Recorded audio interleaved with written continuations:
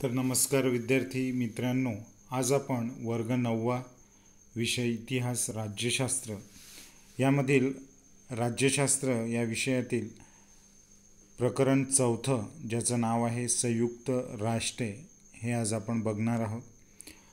सर्वप्रथम या प्रकरणात नवीन काय शिकणार आहोत? आंतरराष्ट्रीय पातळीवर शांतता व सुरक्षितता असावी म्हणून संयुक्त राष्ट्रे ही आंतरराष्ट्रीय संघटना स्थापन करण्यात आली। या संघटनेची उद्दिष्टे, तत्त्वे, रचना आणि शांतता रक्षणातील तिची भूमिका यांचा अभ्यास या प्रस्तुत प्रकरणात आपल्याला करावयाचा आहे। म्हणजे जगामध्ये शांतता प्रस्थापित करण्याकरिता कोणती संघटना स्थापन झाली, तिचं नाव आहे संयुक्त राष्ट्रे संघटना। आणि या संयुक्त राष्ट्रे संघटनेची कार्य काय आहेत, मार्गदर्शक तत्व काय आहेत, उद्दिष्ट काय आहे, तिची रचना कशी आहे आणि शिवाय शांतता रक्षणात तिने आतापर्यंत कोणकोणत्या भूमिका पार पाडलेल्या आहेत, या सर्वांचा अभ्यास या प्रकरणात आज आपण करणार आहोत।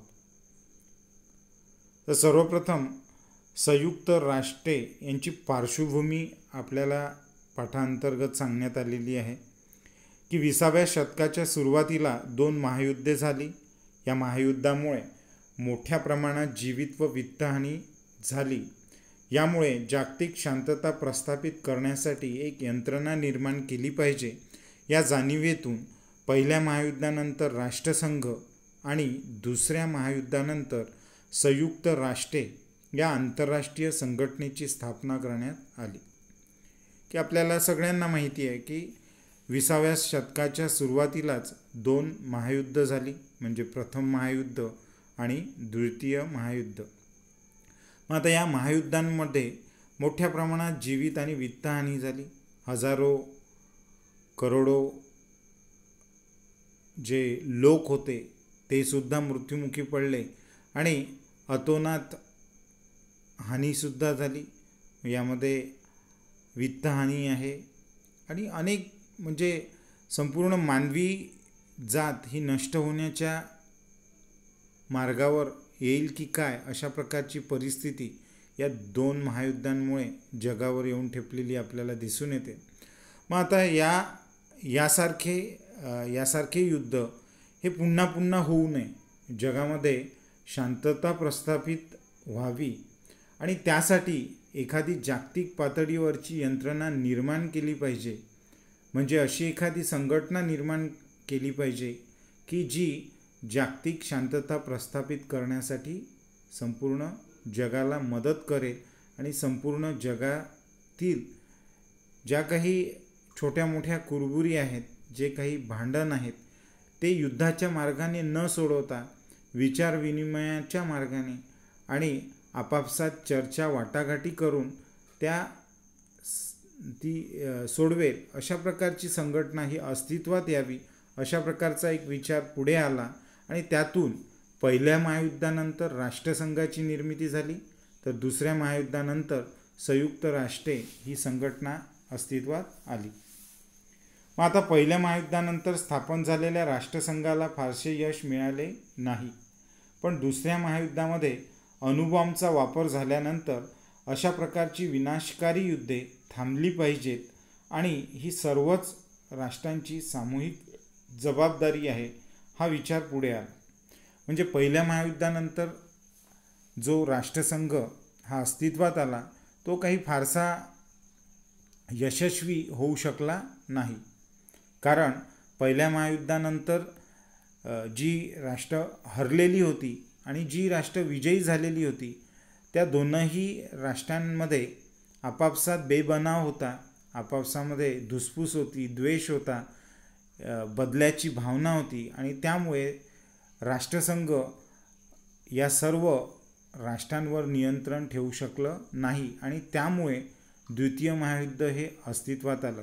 आणि द्वितीय महायुद्ध झाल्यानंतर या महायुद्धामध्ये जो अणुबॉम्बचा वापर करण्यात आला, त्या अणुबॉम्बच्या वापरामुळे महायुद्ध हे किती भयंकर होऊ शकतं याची जाणीव संपूर्ण जगाला झाली आणि त्यामुळे अशी विनाशकारी जी युद्ध आहेत ती थांबली पाहिजे, जगामध्ये शांतता प्रस्थापित झाली पाहिजे आणि मानवजातीला शांततेने जगता येऊन त्यांचा सर्वांगीण विकास हा घडून ते आणू शकले पाहिजे, याकरिता ही युद्ध थांबवणे ही संपूर्ण जगाची सामूहिक जबाबदारी आहे, असा एक विचार द्वितीय महायुद्धानंतर अस्तित्वात आला.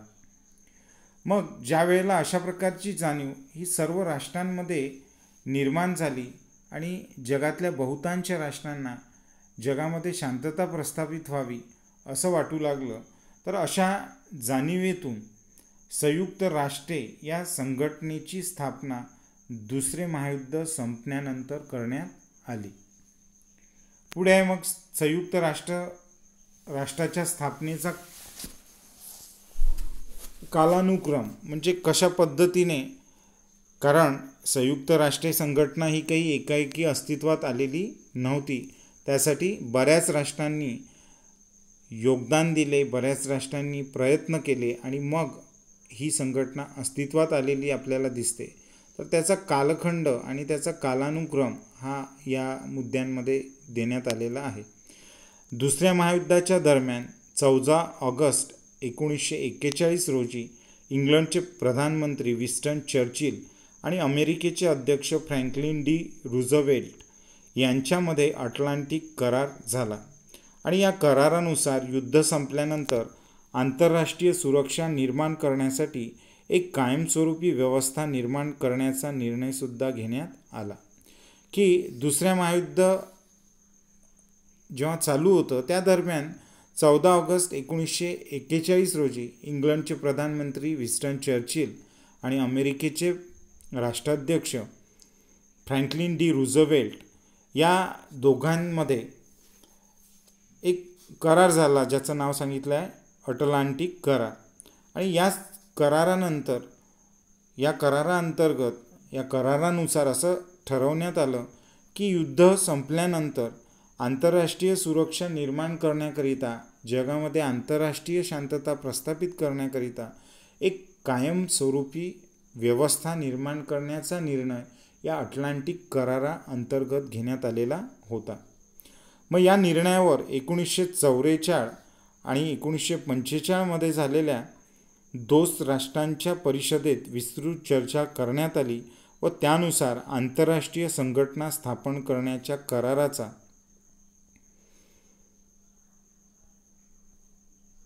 मसुदा तयार केला गेला. आणि मग 1944-45 या कालखंडामध्ये या दोन राष्ट्रांमध्ये अशा प्रकारच्या कायमस्वरूपी संघटनेच्या बाबतीत ही विस्तृत चर्चा करण्यात आली आणि या चर्चेतून एक मसुदा, एक प्रोग्रॅम ज्याला आपण म्हणतो, एक कार्यक्रम, एक लिखित स्वरूपाचा कार्यक्रम अशा प्रकारच्या संघटनेची निर्मिती करण्याकरिता तयार करण्यात आला.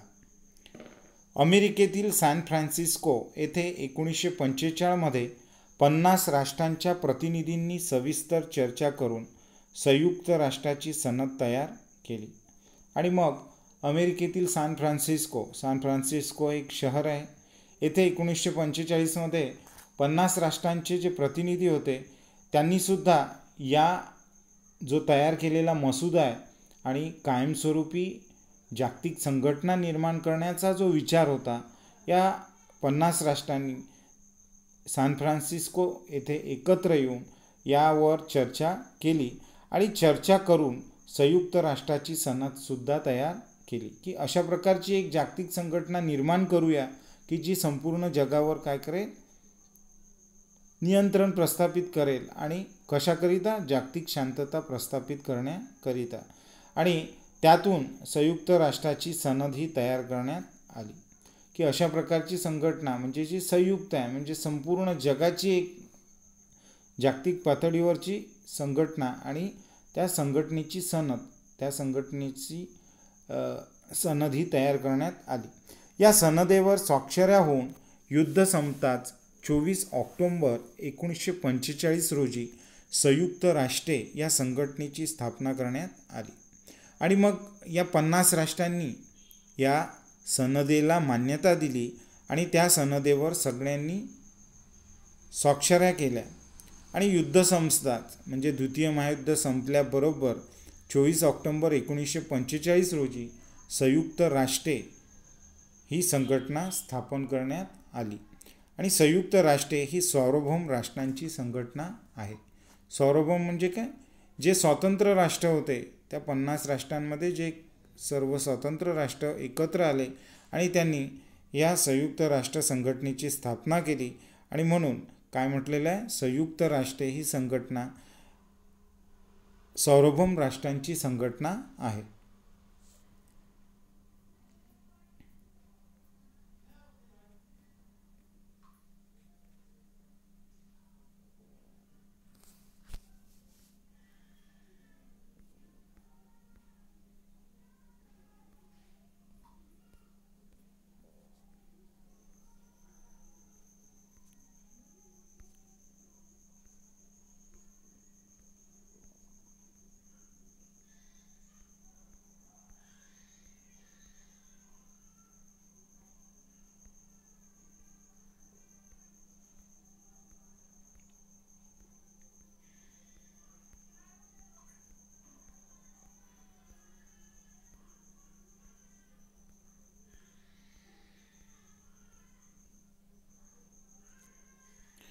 आता पुढे आहे संयुक्त राष्ट्रे या संघटनेची उद्दिष्टे.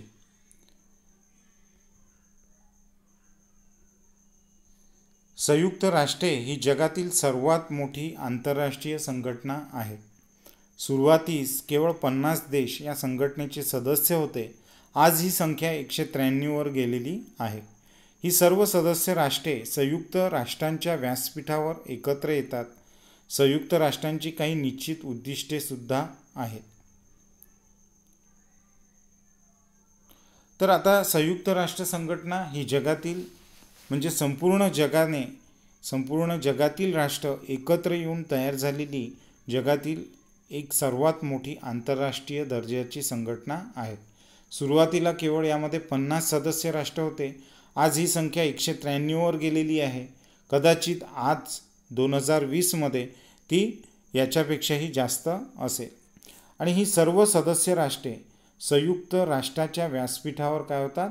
एकत्र येतात. म्हणजे कोणत्याही प्रकारची जी समस्या आहे, जागतिक पातळीवरची जी समस्या आहे, जसं युद्धजन्य परिस्थिती असेल, 2 राष्ट्रांमध्ये वैमनस्य असेल, 2 राष्ट्रांमध्ये चालू असलेलं युद्ध असेल, किंवा ग्लोबल वॉर्मिंगसारखे विषय असतील, किंवा कोरोनासारखे विषय जे आहेत, तर या सर्व प्रकारच्या समस्या या संयुक्त राष्ट्र संघटनेमध्ये चर्चिल्या जातात. आणि म्हणून काय म्हटलं आहे की संयुक्त राष्ट्र संघटना ही काय आहे की एक मोठं व्यासपीठ आहे की ज्या ठिकाणी जागतिक पातळीवरचे प्रश्न आणि त्यासंबंधीची चर्चा ही त्या ठिकाणी होते आणि विचारांची आदानप्रदान ही या संयुक्त राष्ट्र संघटनेच्या व्यासपीठावर केली जाते.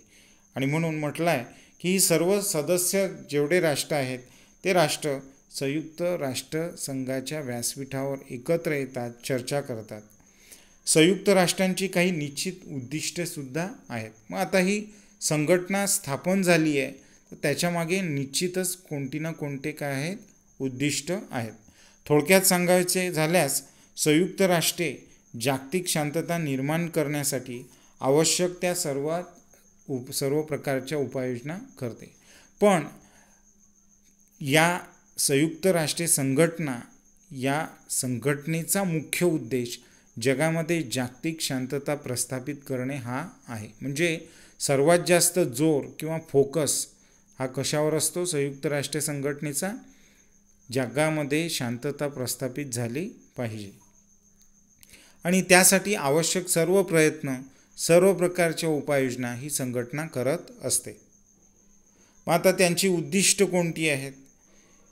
संयुक्त राष्ट्र संघटनेची जी उद्दिष्ट आहे ती खालीलप्रमाणे देण्यात आलेली आहेत की राष्ट्रांमध्ये मैत्रीपूर्ण संबंध प्रस्थापित करणे, की जगामध्ये जेवढे राष्ट्र आहेत त्या राष्ट्रांमध्ये मैत्रीपूर्ण संबंध असावेत. की आपण बघतो की अनेक भारताच्याच आजूबाजूला जे देश आहेत तेच देश उगाच भारताशी वैमनस्य ठेवतात, जसं पाकिस्तान आहे, बांगलादेश असेल किंवा चीन असेल. तर या सर्व राष्ट्रांमध्ये काही बाबतीत वैचारिक मतभेद असतात आणि हे वैचारिक मतभेद पुढे युद्धाचं स्वरूपसुद्धा घेतात.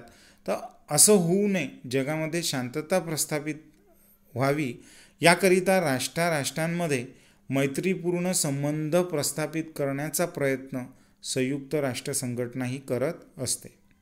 पुढे 2 आंतरराष्ट्रीय प्रश्न शांततेच्या मार्गाने सोडून आंतरराष्ट्रीय सुरक्षा वृद्धिंगत करणे. की जेवढे काही आंतरराष्ट्रीय प्रश्न असतील ते युद्धाच्या मार्गाने न सोडवता शांततेच्या मार्गाने सोडवण्याचा प्रयत्न, वाटाघाटींच्या मार्गाने सोडवण्याचा प्रयत्न कोण करतं? संयुक्त राष्ट्र संघटना करते. आणि या माध्यमातून आंतरराष्ट्रीय सुरक्षा वृद्धिंगत वाढवण्याचा प्रयत्न संयुक्त राष्ट्र संघटना ही करत असते. की जगामध्ये सुरक्षिततेचं वातावरण निर्माण व्हावं, प्रत्येक राष्ट्राला सुरक्षित वाटावं, अशा प्रकारचे प्रयत्न हे कोण करतं? संयुक्त राष्ट्र संघटना ही करते. पुढे मानवी हक्कांचे व स्वातंत्र्याचे जतन व संवर्धन करणे. मानवी हक्क म्हणजे प्रत्येक मनुष्याला आपल्या इच्छेप्रमाणे, आकांक्षेप्रमाणे जगण्याचा काय अधिकार आहे. त्याच्या मानवी हक्कांचं उल्लंघन हे युद्धजन्य परिस्थितीमध्ये होतं. निरपराध नागरिक हे मारले जातात, त्यांचे व्यवसाय बुडतात, त्यामुळे त्यांना दारिद्र्य येतं, अनेक लोक हे अपंग होतात. तर मानवाचे जे मानवी हक्क आहेत त्या मानवी हक्कांचं उल्लंघन होऊ नये, ते मानवी हक्क हे त्याचे अबाधित राहावे. त्याला मिळालेले जन्मता प्राप्त झालेले जे नैसर्गिक अधिकार आहेत ते त्याला प्राप्त व्हावेत. त्या हक्कांचं आणि त्याच्या स्वातंत्र्याचं, म्हणजे एखाद्या राष्ट्राने दुसऱ्या राष्ट्रांवर आक्रमण केलं आणि ते राष्ट्र जिंकलं तर त्या लोकांना गुलाम म्हणून त्यांच्यावर अन्याय अत्याचार केले जातात. तर असं होऊ नये, जगात कोणत्याही राष्ट्राबरोबर असं होऊ नये. मानवी हक्कांचं म्हणजे ह्युमन राईट्स ज्याला आपण इंग्रजीमध्ये म्हणतो, तर या ह्युमन राईट्सचं आणि त्याच्या फ्रीडम ऑफ एक्सप्रेशन म्हणजेच त्याचं स्वातंत्र्य याचं जतन आणि संवर्धन व्हावं. कोणाही व्यक्तीचं, कोणत्याही राष्ट्रातील व्यक्तीचं त्याचे हक्क आणि त्याचं स्वातंत्र्य हे अबाधित राहावं याकरिता संयुक्त राष्ट्र संघटना ही प्रयत्न करते. याचबरोबर आंतरराष्ट्रीय स्तरावर आर्थिक सहकार्य वाढवणे हा देखील संयुक्त राष्ट्राचा हेतू आहे. कारण आपल्याला सगळ्यांना माहिती आहे की कोणत्याही राष्ट्राचा विकास हा कशातून होतो?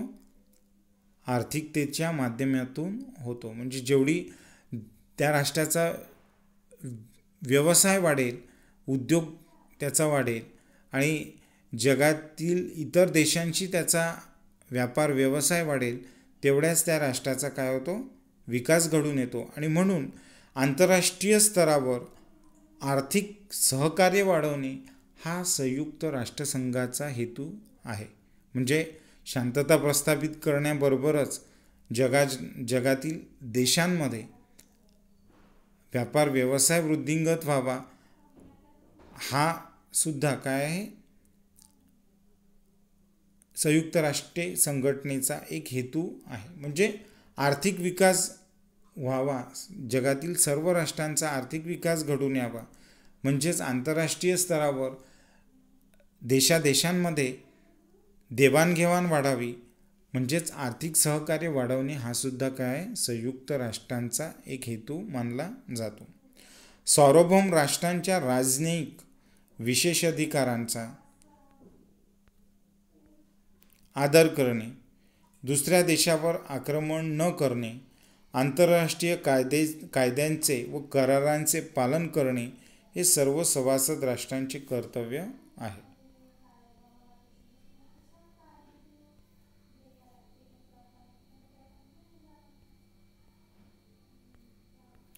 किंवा आता या संयुक्त राष्ट्र संघटनेमध्ये जे काही सदस्य राष्ट्र आहेत त्या सदस्य राष्ट्रांसाठी सुद्धा काही नियम आहेत की त्या राष्ट्रांनी इतर देशांचा आदर करावा, राजनैतिक जे काही विशेष अधिकार आहेत त्या विशेष अधिकारांचा त्या राष्ट्रातील नागरिकांचा त्यांनी आदर करावा, दुसऱ्या देशावर आक्रमण करू नये, म्हणजे एकमेकांवर कोणत्याही परिस्थितीत त्यांनी आक्रमण करू नये, युद्ध करू नये.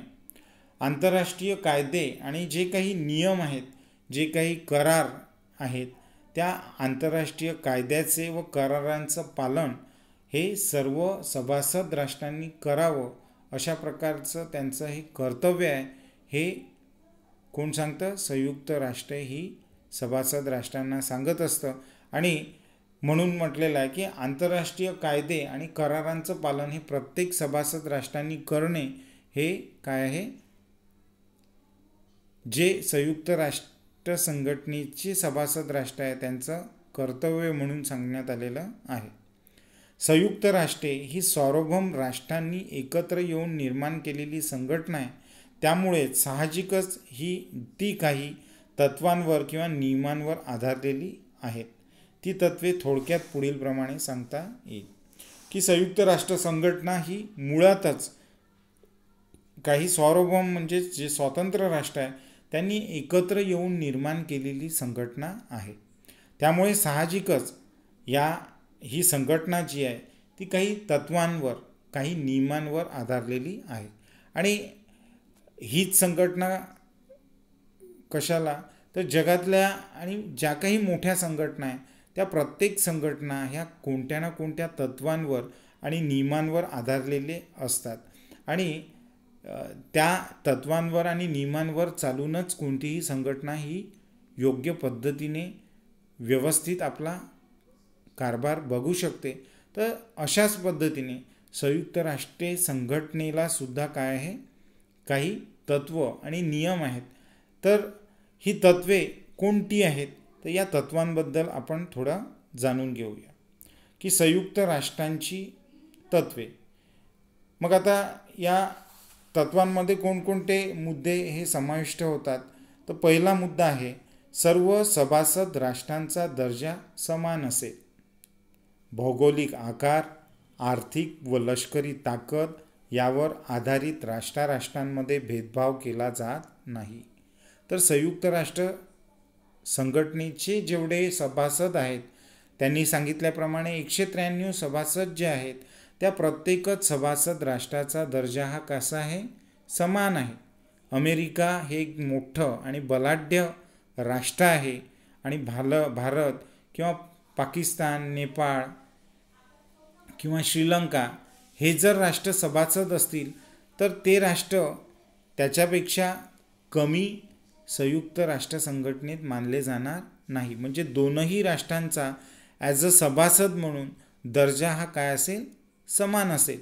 मग त्यामध्ये या संयुक्त राष्ट्र संघटनेमध्ये सामील असलेले जे राष्ट्र आहेत ते भौगोलिक म्हणजे क्षेत्रफळाने कितीही मोठे असो, आकाराने कितीही मोठे असो किंवा त्यांची आर्थिक सुबत्ता ही जास्त असेल, लष्करी ताकद ही जास्त असेल, तरीही या संयुक्त राष्ट्र संघटनेच्या सभासदांमध्ये कोणत्याही प्रकारचा भेदभाव हा केला जाणार नाही. भलेही एक राष्ट्र कितीही मोठं असो, लष्करी आर्थिकदृष्ट्या ते कितीही ताकदवान असो, तरीही जे राष्ट्र त्यांच्यापेक्षा लहान आहेत त्याही राष्ट्रांना तेवढाच सन्मान, तेवढाच दर्जा, समान हक्क या संयुक्त राष्ट्र संघटनेमध्ये दिला जाईल. अशा प्रकारचं पहिलं प्राथमिक तत्व हे त्यांनी सांगितलेलं आहे. दुसरं आहे संयुक्त राष्ट्रांच्या सभासद राष्ट्रांनी परस्परांच्या स्वातंत्र्य आणि भौगोलिक एकात्मतेचा आदर करावा. म्हणजे जे कोणते राष्ट्र हे सभासद आहेत त्या सभासद राष्ट्रांनी एकमेकांबरोबर कोणत्याही प्रकारचे वादविवाद, युद्ध किंवा युद्धजन्य परिस्थिती ही निर्माण करू नये. प्रत्येकाने प्रत्येकाच्या क्षेत्रफळाचा, त्यांच्या सीमांचा आणि प्रत्येक राष्ट्राच्या स्वातंत्र्याचा आणि त्यांच्या एकात्मतेचा, जी काही तिथल्या राष्ट्रांमध्ये जी परिस्थिती असेल, जी त्यांची संस्कृती असेल त्याप्रमाणे ते राष्ट्र वागत असेल, आपला व्यवहार करत असेल, तर या सर्वां एकात्मतेचा प्रत्येक सभासद राष्ट्राने काय करावा, आदर करावा. म्हणजे प्रत्येक सभासद राष्ट्रांनी एकमेकांशी मैत्रीपूर्ण संबंध ठेवावे आणि प्रत्येक राष्ट्राने आपल्या स्वातंत्र्याचा आणि इतरांच्या स्वातंत्र्याचा, भौगोलिक एकात्मतेचा आदर करावा. हे दुसरं तत्त्व त्यांनी सांगितलेलं आहे. तिसरं तत्त्व आहे, सर्वच सभासद राष्ट्रांनी आपले आंतरराष्ट्रीय वाद, आपापसातील विवाद शांततेच्या मार्गाने सोडवावेत. जेवढे सभासद राष्ट्र आहेत त्या राष्ट्रांनी आपापले जे काही वाद असतील, सीमावाद असेल, पाणी प्रश्न असतील किंवा इतर कोणत्याही प्रकारचे जे वाद असतील, ते सर्व विवाद शांततेच्या मार्गानेच सोडवावेत. कोणत्याही प्रकारच्या युद्धाला त्यांनी खतपाणी घालू नये किंवा कोणत्याही प्रकारची युद्धजन्य परिस्थिती उद्भवली तरीही युद्ध करू नये. अशा प्रकारचं तिसरं तत्त्व हे त्यांनी सांगितलेलं आहे.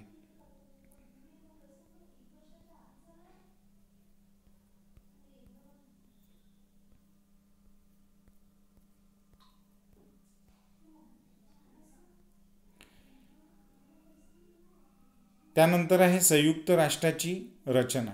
मग आता आपण सर्वात पहिले काय बघितले, तत्वे, की कोणत्या तत्वांवर संयुक्त राष्ट्रे संघटनेची उभारणी ही झालेली आहे.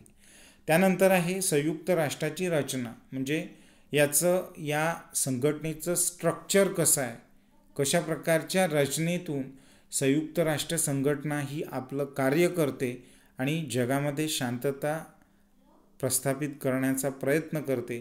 तर ही रचना आपण बघूया, की संयुक्त राष्ट्राच्या सनदेमध्ये या संघटनेची रचना व कार्यपद्धती याविषयी माहिती दिलेली आहे.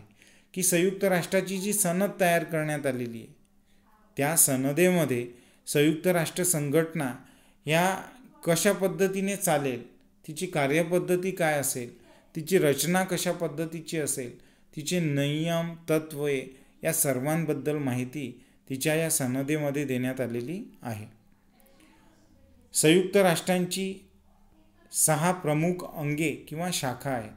की या संयुक्त राष्ट्र संघटनेच्या कार्यपद्धतीमध्ये त्यांच्या काय आहेत, 6 प्रमुख अंगे ही मानली जातात किंवा ज्यांना आपण शाखा म्हणू, की वेगवेगळ्या प्रकारच्या शाखा या संयुक्त राष्ट्र संघटनेमध्ये निर्माण करण्यात आलेल्या आहेत.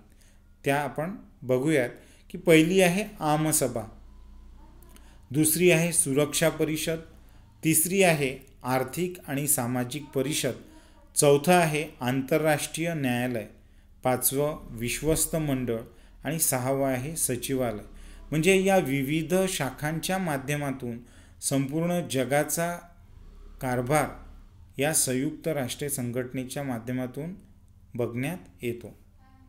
अशा प्रकारे या 6 अंगांच्या माध्यमातून संयुक्त राष्ट्र संघटना ही काय करते, आपलं कार्य ही पार पाडत असते.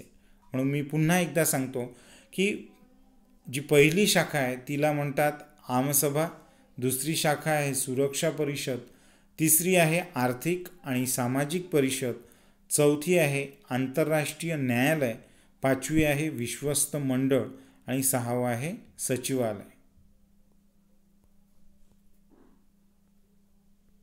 या ठिकाणी संयुक्त राष्ट्र संघटनेच्या आमसभेचं एक चित्र देण्यात आलेलं आहे.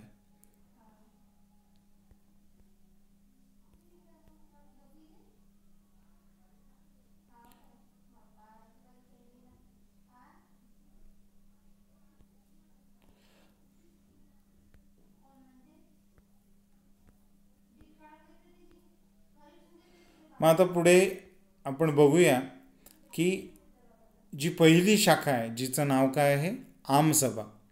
की संयुक्त राष्ट्रांचे सर्व सभासद देश हे आमसभेचे सदस्य असतात. म्हणजे संयुक्त राष्ट्र संघटना जी आहे ज्यामध्ये 193 सभासद हे सांगण्यात आलेले आहेत, तर या 193 देशांचे सभासद हे काय असतात, या आमसभेचे सभासद असतात, म्हणजे सदस्य असतात. देश श्रीमंत असो वा गरीब, मोठा असो वा छोटा, सर्व सदस्य राष्ट्रांचे स्थान आणि दर्जा हा काय असतो, समान असतो. की आपण त्यांच्या मार्गदर्शक तत्वांमध्ये आपण पहिल्यांदाच बघितलं की सर्व सभासद राष्ट्रांचा दर्जा हा काय असतो, समान असतो.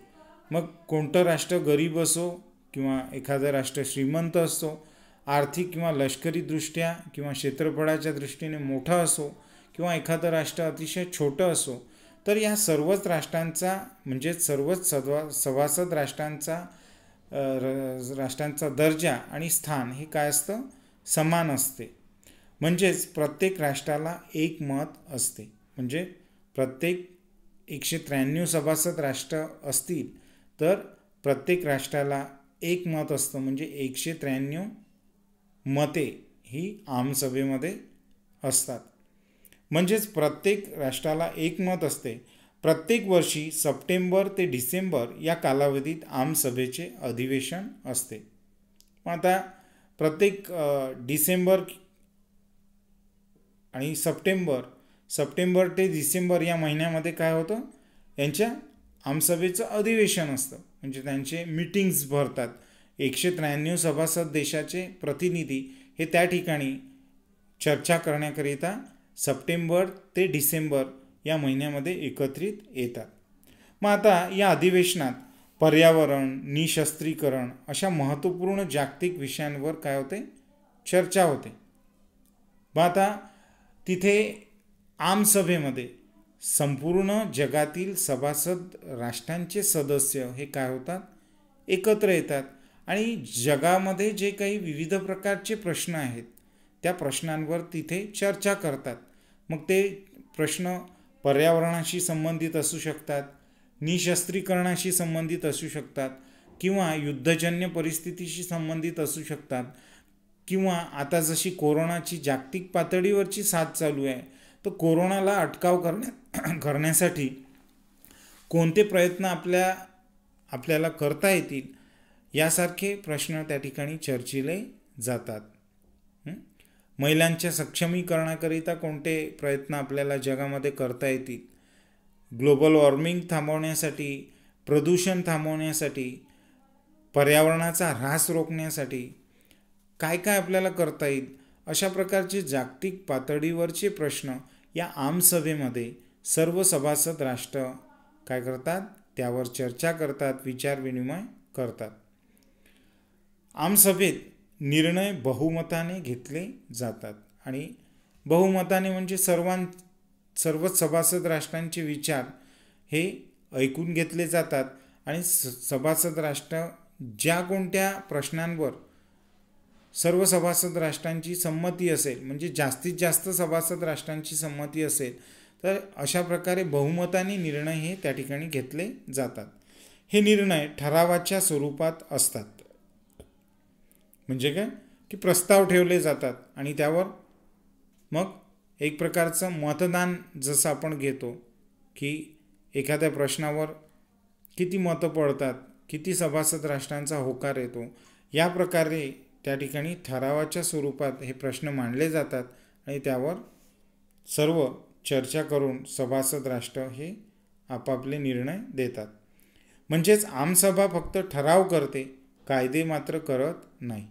म्हणजेच हे ठराव म्हणजे काय, प्रस्ताव मांडले जातात की हो एखाद्या पर्यावरणाचा प्रश्न असेल तर पर्यावरणाकरिता अशा प्रकारचे प्रयत्न केले जावेत यावर सर्व राष्ट्र हे बहुमताने निर्णय देतात आणि हे निर्णय हे ठरावाच्या रूपात आमसभेमध्ये मांडले जातात.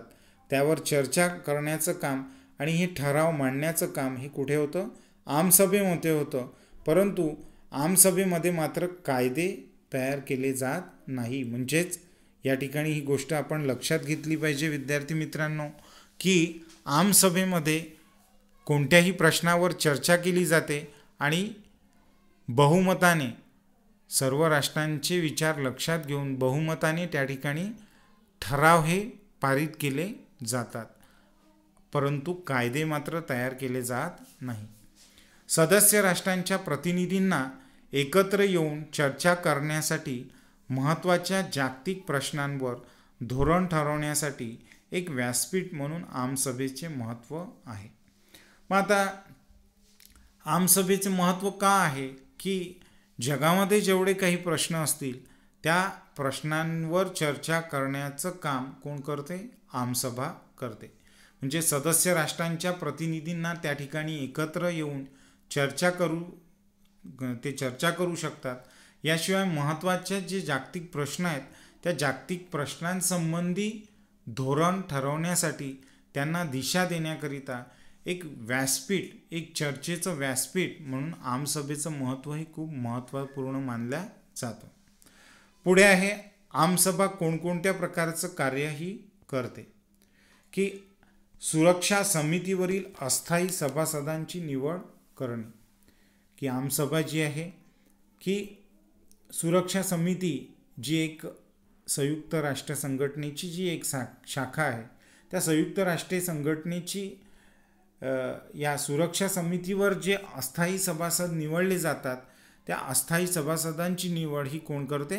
आमसभाच करते.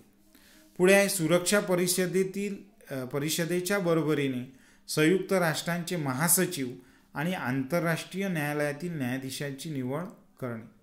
की एक जी शाखा आहे सुरक्षा परिषद, या सुरक्षा परिषदेच्या बरोबरीने संयुक्त राष्ट्राचे महासचिव म्हणजे सेक्रेटरी जनरल जे बनतात त्या संयुक्त राष्ट्र महासंघाच्या महासचिवाची आणि आंतरराष्ट्रीय न्यायालयाच्या न्यायाधीशाची निवड करण्याचं कामसुद्धा कोण करते? आमसभा करते. तिसरं आहे संयुक्त राष्ट्राच्या वार्षिक अंदाजपत्रकास मान्यता देणे. वार्षिक अंदाजपत्रक म्हणजे जो संयुक्त राष्ट्र संघटनेचा जो काही खर्च असेल तो खर्च कशा पद्धतीने चालावा, कोणकोणत्या बाबींसाठी किती पैसा खर्च केला जावा, या सर्व गोष्टींचं अंदाजपत्रक जे आहे त्या अंदाजपत्रकांना मान्यता देण्याचं कामसुद्धा कोण करते? आमसभा करते.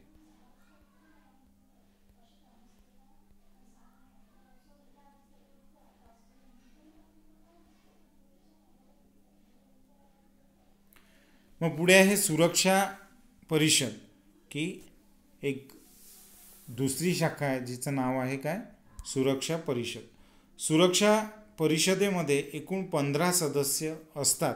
त्यापैकी 5 सदस्य हे कायम तर 10 सदस्य हे अस्थायी स्वरूपाचे असतात. की सुरक्षा परिषदेमध्ये एकूण 15 सदस्य सभासद असतात, सदस्य राष्ट्र असतात. त्यापैकी 5 हे कायम असतात आणि 10 हे काय असतात? अस्थायी स्वरूपाचे असतात, म्हणजे ते सतत बदलत असतात. मग अस्थायी सभासदांची निवडणूक दर 2 वर्षांनी कोण घेते? आमसभा करते. या अस्थायी सभासदांची नेमणूक कोण करते? दर 2 वर्षांनी आमसभा करते. अमेरिका, रशिया, इंग्लंड, फ्रान्स आणि चीन हे सुरक्षा समितीचे कायम सदस्य आहेत. की हे अमेरिका, इंग्लंड, चीन, रशिया, फ्रान्स हे कोण आहेत? सुरक्षा समितीचे कायम सदस्य आहेत. म्हणजे हे जे 5 सदस्य असतात जे कायम स्वरूपाचे असतात तर 5 सदस्यांमध्ये या राष्ट्रांच्या सभासदांचा समावेश होतो आणि इतर 10 सभासद जे आहेत ते दर 2 वर्षांनी काय होतात? आमसभेमध्ये त्यांची निवड केली जाते. मग आता हे जे 5 सदस्य कायमस्वरूपी सदस्य राष्ट्र आहेत त्यांना नकार अधिकाराचा अधिकार आहे. नकार अधिकार म्हणजे काय? वेटो. म्हणजे एकीकडे संपूर्ण इतर जगातील राष्ट्रे आहेत त्या राष्ट्रांनी निर्णय घेतला की आपल्याला ही गोष्ट करायची आहे, परंतु या 5 सभासद राष्ट्रांपैकी एका राष्ट्राने जरी त्या गोष्टीला नकार दिला तरी तो प्रश्न काय होत नाही? आमसभेकडून पारित केला जात नाही. म्हणजे एवढा महत्त्वाचा नकार अधिकाराचा अधिकार हा कोणाला आहे? या 5 सभासद राष्ट्रांना आहे. म्हणजे कायमस्वरूपी सभासद राष्ट्रांना आहे. कोणत्याही महत्त्वाच्या प्रश्नावर निर्णय घेण्यासाठी 5 कायम सदस्य आणि किमान 4 अस्थायी सदस्य यांचा होकार असणे आवश्यक आहे. कायम सदस्यापैकी कोणत्याही एका सदस्याने जरी नकार अधिकाराचा वापर केला म्हणजे जर विरोधी मत दिले तर निर्णय घेता येत नाही. म्हणजे काय? की कोणत्याही महत्त्वाचा प्रश्नाचा निर्णय असेल, समजा इराण इराकवर निर्बंध लादायचे किंवा नाही. 193 देश जे आहेत त्या 93 देशांपैकी 5 जे कायम सदस्य राष्ट्र आहेत, इतर 100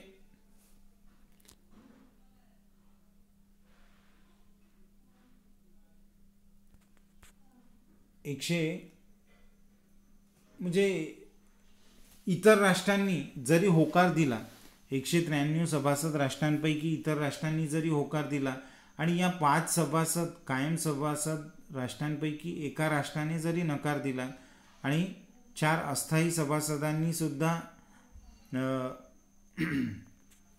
नकार दिला, तर अशा वेळी काय होऊ शकत नाही, कोणत्याही निर्णय हा घेतला जाऊ शकत नाही. म्हणजे काय, खूप महत्त्वाचा अधिकार, वेटो ज्याला आपण म्हणतो, तो महत्त्वाचा अधिकार हा कोणाकडे आहे, या 5 सभासद राष्ट्रांकडे असलेला आपल्याला दिसून येतो.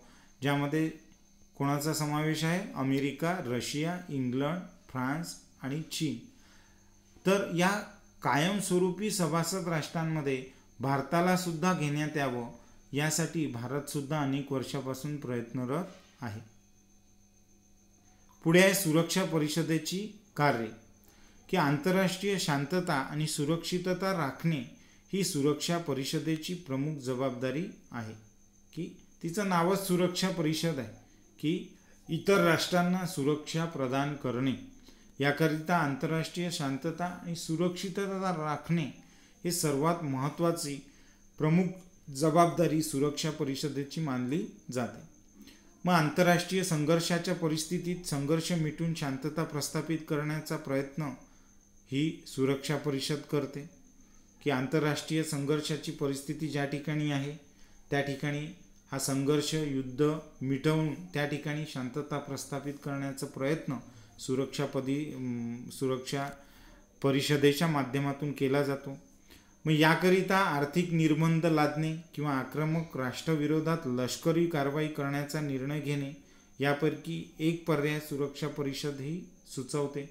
की संबंधित राष्ट्र म्हणजे ज्या 2 राष्ट्रांमध्ये युद्ध चालू आहे किंवा युद्धाची संघर्षाची परिस्थिती निर्माण झाली आहे, काही केल्या ते राष्ट्र ऐकत नाही, तर अशावेळी त्या राष्ट्रांवर आर्थिक निर्बंध म्हणजे जगातील इतर सदस्य राष्ट्रांशी त्यांचे व्यापार व्यवसाय हे बंद करणे, अशा प्रकारचे आर्थिक निर्बंध लादणे किंवा त्यांच्यावर लष्करी कारवाई करण्याचा निर्णय घेणे यापैकी एक कोणता तरी पर्याय हा कोण सुचवते, सुरक्षा परिषद ही सुचवत असते. त्यानंतर आहे शस्त्रास्त्र नियंत्रणासाठी योजना तयार करण्याचे काम सुद्धा कोण करतं, सुरक्षा परिषद करतं. की आपण आज बघतोय की संपूर्ण जग हे काय बनलेलं आहे, एक स्फोटक, ज्याला दारुगोळ्याचं गोदाम असं आपण म्हणू शकू. कारण मित्रांनो, एवढे अण्वस्त्रांची निर्मिती संपूर्ण जगामध्ये झालेली आहे, एवढ्या विनाशकारी अनेक अस्त्रांची निर्मिती झालेली आहे की आता हे अस्त्र आपण निर्माण तर केले, परंतु ते नष्ट कसे करायचे, ते नष्ट करण्याच्या भानगडीमध्ये संपूर्ण जग नष्ट होणार की काय, पृथ्वीवरची मनुष्य जातच नष्ट होणार की काय, अशा प्रकारची परिस्थिती हा आज निर्माण झालेली आहे. म्हणून शस्त्रास्त्र नियंत्रणासाठी योजना तयार करण्याचं काम सुद्धा कोण करतं, सुरक्षा परिषद करते. की एवढे सगळे जे शस्त्रास्त्र निर्मिती होते तर त्यावर नियंत्रण, त्यावर वचक हे निर्माण व्हावा, जगामध्ये अशी अनिर्बंध शस्त्रास्त्र निर्मिती होऊ नये याकरिता योजना तयार करण्याचं काम, प्लॅनिंग तयार करण्याचं काम हे कोण करतं, सुरक्षा परिषद ही करत असते.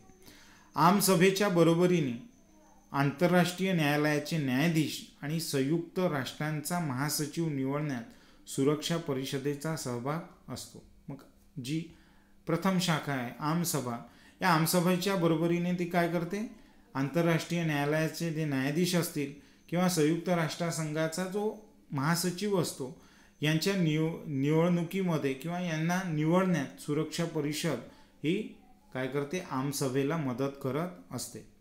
मग सुरक्षा परिषदेच्या रचनेत बदल व्हावा आणि तिचे स्वरूप हे अधिक लोकशाहीपूर्ण व्हावे या दृष्टीने सध्या सुधारणा सुचवल्या जात आहे. की मग आता ही सुरक्षा परिषद जी आहे की ज्यामध्ये 5 कायमस्वरूपी सदस्य राष्ट्रांचा जो वेटोचा जो पॉवर आहे, वेटोचा जो अधिकार आहे, नकाराचा जो अधिकार आहे, तो थोडा कुठेतरी त्यावर विचार व्हावा. म्हणजेच या सुरक्षा परिषदेच्या रचनेत थोडाफार बदल व्हावा आणि तिचं स्वरूप हे अधिक लोकशाहीपूर्ण व्हावं, या दृष्टीने सध्या संपूर्ण सदस्य राष्ट्रांकडून काही सूचनासुद्धा या सुचवल्या जात आहेत. मग सुरक्षा परिषदेला भारताला कायम सदस्यत्व मिळावे म्हणून सुद्धा भारत काय आहे, प्रयत्नशील असलेला आपल्याला दिसून येतो. तर विद्यार्थी मित्रांनो, आज आपण संयुक्त राष्ट्रे संघटना, तिची निर्मिती आणि तिचा जो प्रवास आहे आणि याशिवाय तिची जी रचना आहे आणि त्या रचनेमधले जे दोन ज्या शाखा आहेत त्यांच्याबद्दल आज आपण माहिती बघितली आहे. इतर शाखांबद्दल आणि संयुक्त राष्ट्रसंघाच्या कार्याविषयी अधिक माहिती आपण पुढील तासाला घेऊया. मी तूर्तास इथेच थांबतो. धन्यवाद.